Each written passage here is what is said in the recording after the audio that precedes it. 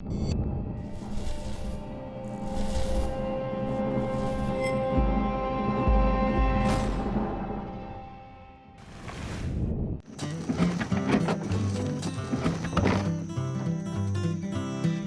week on Kentucky Afield. All right, here we go. Conditions are finally perfect for kayak fishing, so we're headed to the Green River. Next, another seasonal opportunity, topwater bass fishing. Oh, here we go. There you got him. We're on Barren River Lake giving it a try. Yeah, that's another decent fish. Yeah. Then, something that you can always count on, The truck was still running and shooting fish out, and we already saw a woman catch one over 3 pounds. a well-stocked fin slate. You got him. It's all next on Kentucky Afield. There you go. Such a pretty fish. Beautiful. This pond is plumb loaded with frogs. They're everywhere in here.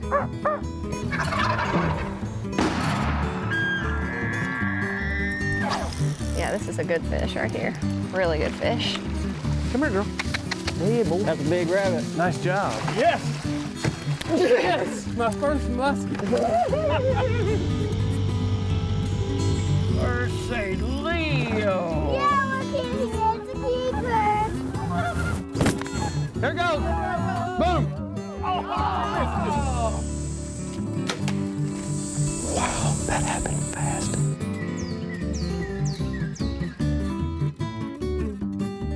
Hello, and welcome to Kentucky Afield. I'm your host, Chad Miles. Join us as we journey the Commonwealth in search of outdoor adventure. After a ton of water this spring, our rivers and streams have now reached perfect level for kayak fishing. If you want to know more about kayak fishing and where to launch a kayak near you, check out the Blue Water Trails page at the department's website.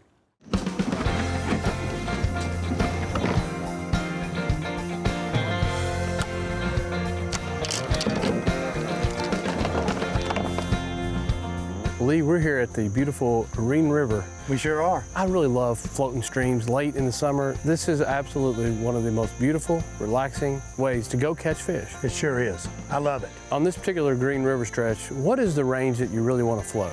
Really, anything 350 CFS or under is best. It's 54 CFS today. That's cubic feet per second. So the fish will be more concentrated in places that we're going to be able to find them. But my favorite level is 150 CFS. But this is completely good.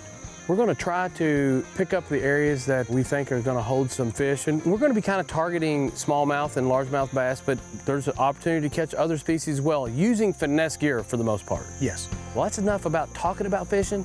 Let's go fishing. What do you think? Brother. Let's go. get on it.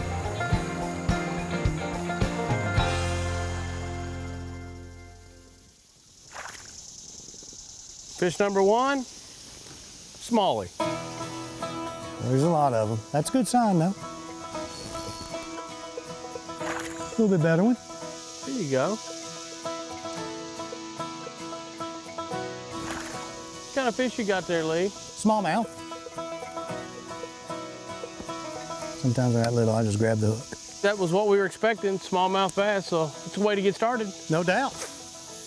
I'll tell you what, the Green River always seems to have such good water quality. It's one of the most diverse rivers in the world. The crazy thing is that we had a ton of rain and they released the lake. It was blown out 3 days ago, and you come back down and you can see the bottom. The water quality in here is off the charts. Dang it. Chad might be hung. Got one. Oh, that's a big, fat rock bass. Look at that. Oh my gosh. Pretty good one. Look how he's barred up because he was down in that log, camouflaging himself. Some people call these goggle eye, other people call them red eye. They're good eating. There he is. Oh, it's a nice one. That's a nice fish. Mm-hmm. You know, I brought an ultralight and you brought a ultralight. Of course, I got a bait caster here, but that's the reason you creek fish with light tackle. Yeah. It's just so much fun. It is. All right, a little bit better fish. There's a nice one there now. Well, we're gonna get her back in, brother. We got more than this coming, we hope. Well, I am hung again. You're throwing a Ned rig too, right? Yes, sir. Well, how come I'm hung up on every cast and you're not? I'm using a different style head. You're rigging it traditional Ned rig with the hook exposed, correct? I am, yeah. And I tell you what, there's too much brush in here for that. So I've been getting hung up every single cast. And this is typical when you're dealing with a river system. It's got wood all over it. Well, Lee is using a different style of hook that is designed to be fished weedless. Unfortunately, I don't have any of those, so I'm gonna show you what I'm gonna do to combat that. It's called a nail. It's weight. And I do have some 1/0 hooks. So I'm gonna take this little nail and this bait, and I'm gonna push this down in there. And that's gonna give me just about the amount of weight that I need. So now, I'm gonna take my normal little 1/0 hook here. I'm gonna rig this up just in your normal Texas rig format. It's about the exact same amount of weight. It is weedless, but that hook will quickly become exposed if I get a bite. All right, here we go. You know, the great thing about throwing a Ned rig is that fish this size will hit it. But I'm telling you what, I have seen more 5 and 6 pound smallmouth, maybe not in a creek or a river, but more 5 and 6 pound smallmouth caught on a Ned rig. And it's insane. With a real subtle presentation. It can be absolutely deadly. Look at there. Hey, you know, catch those all day. We figured out what these fish were hitting. It was just all about getting the right presentation to them. Yes. I mean, if you can have the greatest bait in the world, but every time you cast, you're hung up, it's not gonna happen. So sometimes you just gotta bring the right tools to make sure that you're versatile.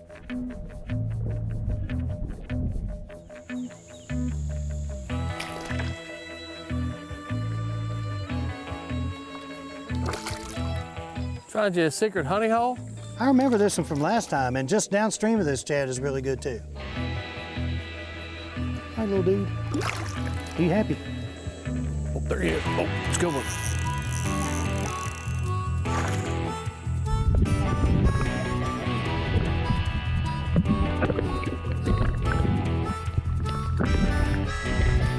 Man, I tell you what, that's all about maximizing your water, man. We came through here and saw that shoal, and we knew there was a good chance with this deep pocket of water in this cover, there could be a decent fish, and this is a pretty good creek fish right here. Beauty, Chad. Fish of the day for sure. Little one, Chad, nothing like yours, but any fish is a good fish, just some are a lot better than others. Chad, a dragonfly just landed on my rod. My grandmother used to say that was good luck. If a dragonfly landed on your rod, you were gonna catch a fish. Did you ever heard that story?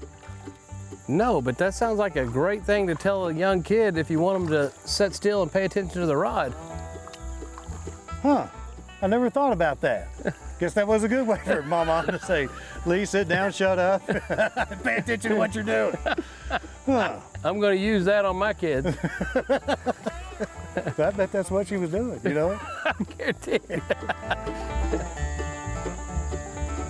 That's a spot to catch a fish if I ever seen one. Told you it was a spot to catch a fish.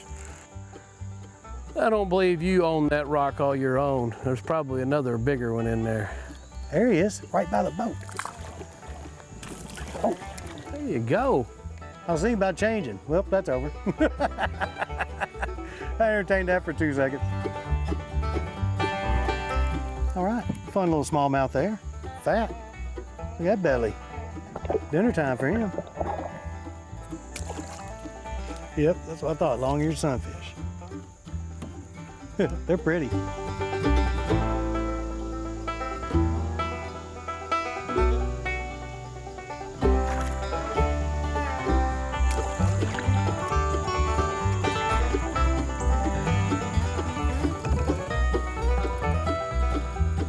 I'll take that one. Nice job. That's my best fish of the day, I believe. Now, Lee, you've been writing for Kentucky Field Magazine for quite some time, huh? For 20 years. Can't believe they haven't fired me yet. Not only with the magazine, you're also co-hosting the Kentucky Field podcast. Yes, Chase Winninger and I do it. We have a great time. We'll bring guests on from the department. We'll bring biologists on. We'll talk about issues. We'll talk about non-game species, upcoming hunting seasons, fishing opportunities, what we did over the weekend. We cover the gamut. But this is really your passion. The Blue Water Trails is something that you've been focusing on. I'm looking forward to reading the next one. And even more than that, I'm looking forward to getting out and fishing the next one with you. All right, that sounds fantastic. It's hard to find something more exciting than catching bass on top water. As the spawn begins to wind down and the fry gather at the surface, June is a perfect month to target them. I bought it in 1985. 1985. Is that the original motor? Yeah. That's awesome. I've had it rebuilt one time. Okay. And you're a man that spends a lot of time on the water, so thing's got some irons on it. Been a many a fish put in here. Oh, I can imagine. There we go.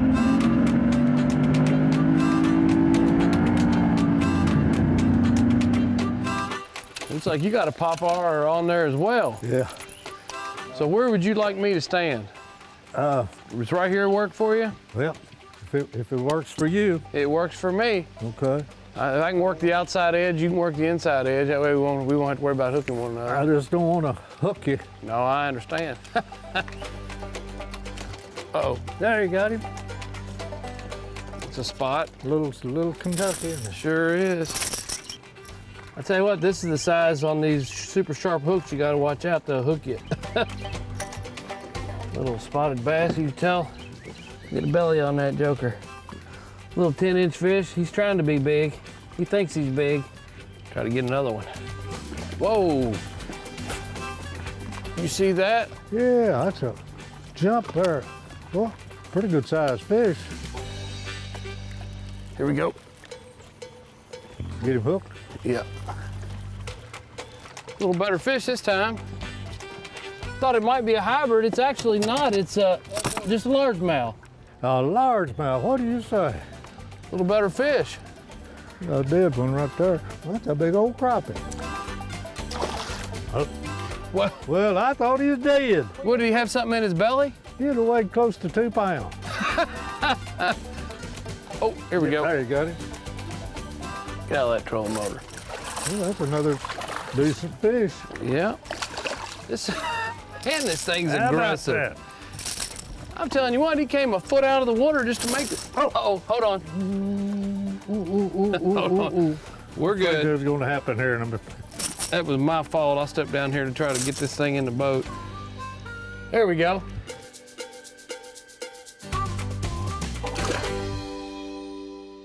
So, Mr. Denton, obviously I know you love to small game hunt. We've been on a rabbit hunt together before.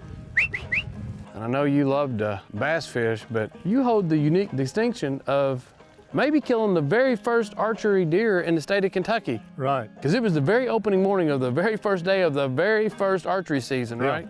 I watched the deer about every day till season come in.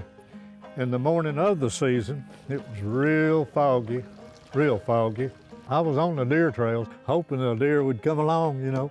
And of course, sure enough, well, here this, it was a spike. Here he comes. So I waited till he got down there and I said, well, I'm gonna shoot him in the belly because that's the biggest part of him. And when I turned that arrow loose, well, it went through his neck and cut that jugular vein there. And he run about 50 yards and went down. And of course, as soon as he went down, I went after him. That was just one of many deer. I killed 35 Is that right? before I quit hunting.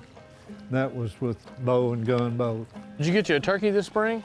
Yeah, got one opening morning, but I didn't get my second bird. No. That's the first year I've missed killing two in a long time.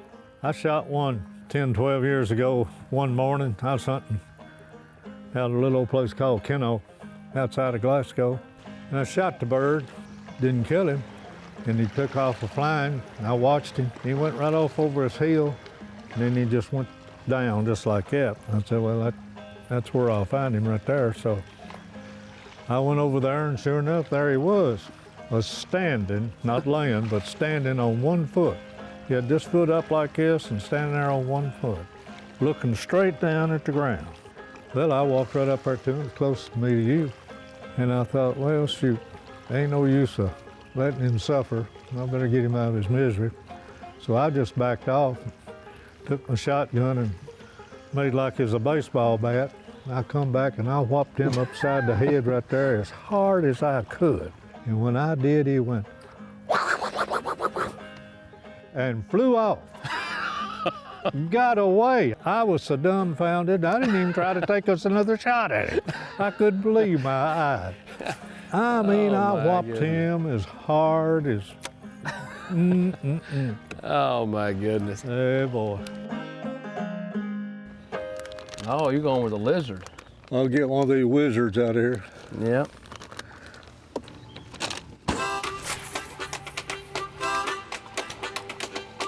There we go. I can't believe it. We got a fish on. It looks like a pretty decent fish. The lizard come through. It finally come through. There you go. Let me get the net. No, I'll just lift him over. All right.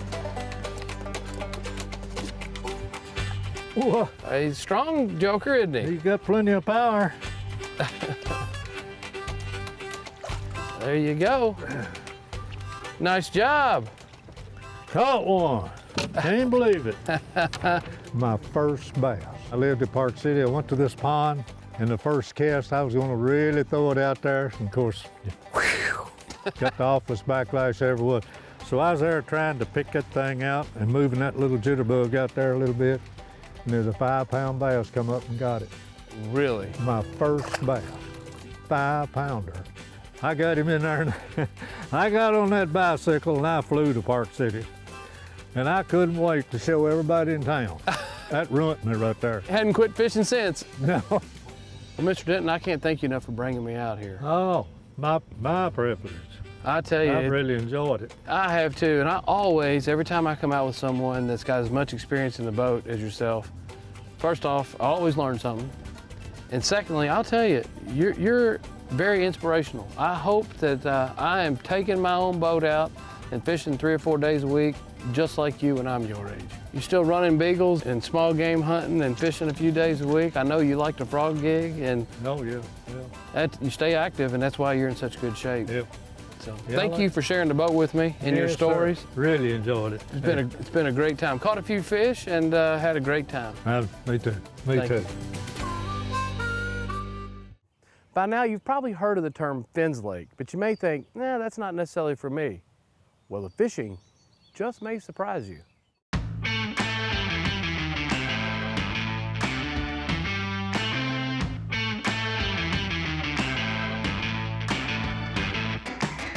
Well, Dane, you brought me out here in northern Kentucky. Today we're in Campbell County, and you're showing me one of our Fins Lakes. We've got 44 lakes in 28 counties around the state enrolled in the Fins, which is our Fishing in Neighborhoods program. So, and the whole idea here is to just put fish and fishing opportunities closer to fishing men and women, correct? Yeah, so we've done surveys in the past. The biggest barriers to fishing are time. People just don't have enough time to go, and they don't have a place to go. So providing opportunities close to where people live, and it doesn't take a long time to get there, and they can fish for an hour or two in the evenings after work or on the weekends and don't have to spend a lot of money. We got here a little early, and the fish stocking was actually taking place today.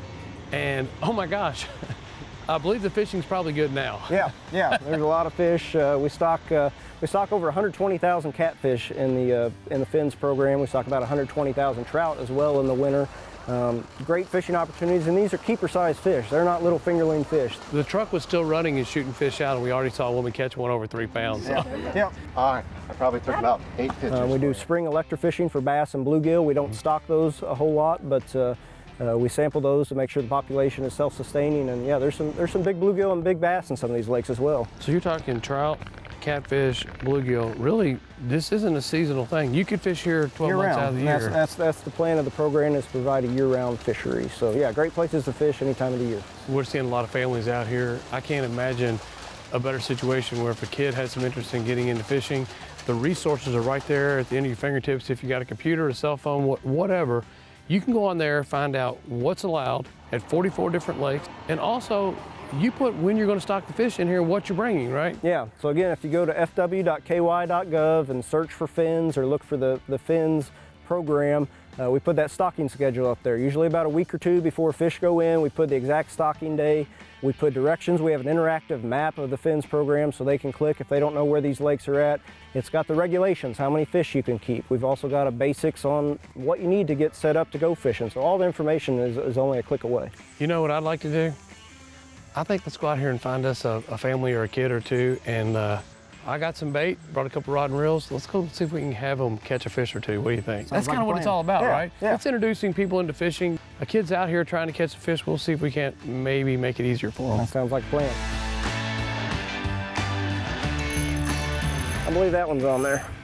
We came over here hoping to attract the kid to come by and try to catch fish, and literally before we've got 3 poles out, you've already got one.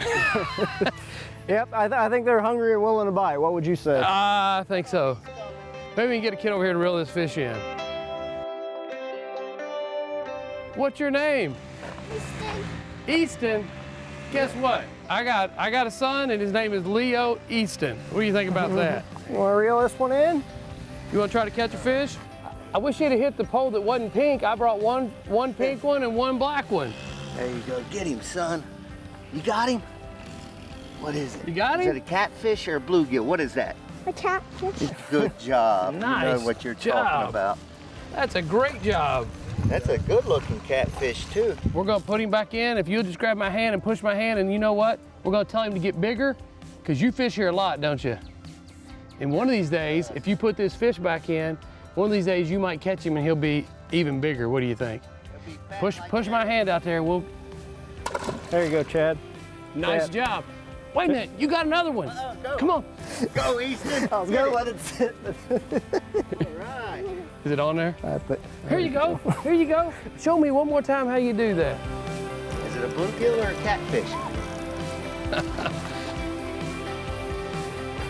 Man, hey, you're a pretty good fisherman. It's pretty obvious. We've been here for 10 seconds and you've already caught 2. What kind of fish is that? A little catfish. A catfish. It's a baby one. That is a baby one.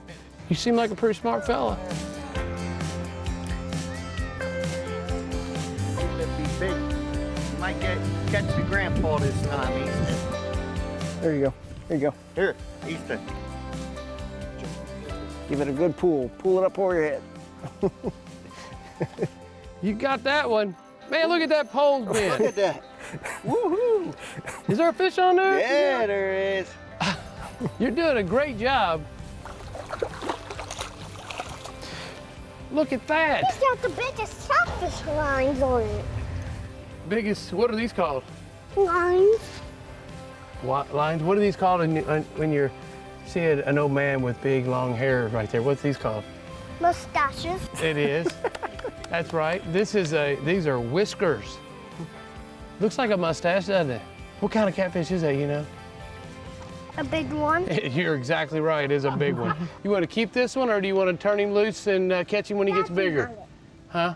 Dad can have it. Oh, Dad can have him? you want your daddy to have him? Okay. You know, I think it's okay to keep 1 or 2 every now and then. That's what they're in here for. You don't eat it with me tonight? You don't eat fish? Yeah. I eat the one with crust on it. Oh, yeah, battered. Yeah, hey, I get it. I understand that. Put a little crust on it, it'll be good to go. You ready to catch another one, maybe? Let's see. Ready? Jerk it. You got him. You got him.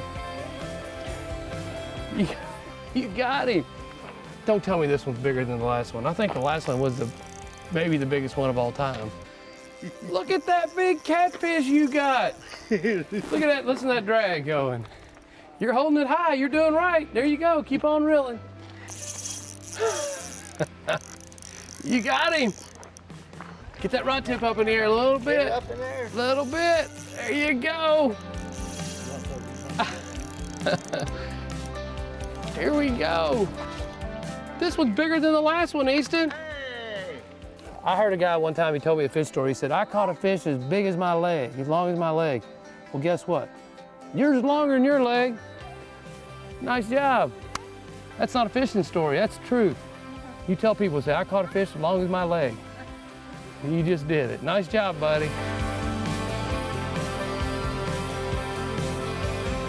Gotta make you feel kind of good.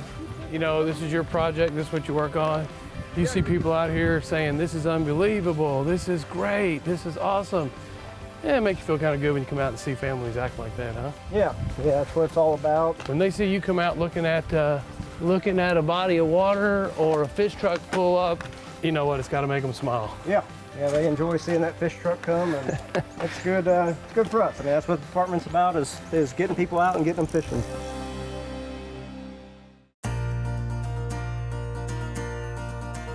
Now let's check in and see who else has been out having fun in this week's Ones That Didn't Get Away.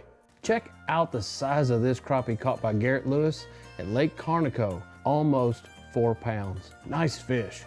Here we have a picture of Jason Stam with his first trout ever, a 12-inch fish that was caught at Washington Lake Park in Maysville, Kentucky. Nice job.